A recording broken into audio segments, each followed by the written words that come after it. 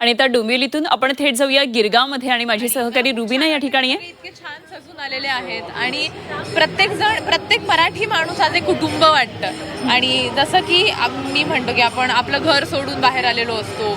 मग काही नाती असतात ही आपली रक्ताची असतात, काही नाती आपण जेव्हा बाहेर गावी जातो तेव्हा ती आपण निवडतो. सो तशी निवडलेल्या आणि रक्ताच्या नात्यांची अशी आमची एक गोष्ट आहे. आणि सगळी नाती तुम्हाला त्यांच्यामध्ये तुम्ही दिसाल, तुमची निवडलेली नाती दिसतील. सो तुम्ही नक्की हा पिक्चर बघा आणि मला खूप छान वाटेल. काय नाव आहे बाळा तुझं? मीरा. मीरा. झी 24 तासच्या प्रेक्षकांना गुढीपाडव्याच्या शुभेच्छा दे बरं.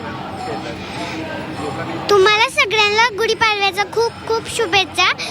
सगळ्यांनी तुम्ही आमचा सुपर डुपर पिक्चर बघा 3 एप्रिलला.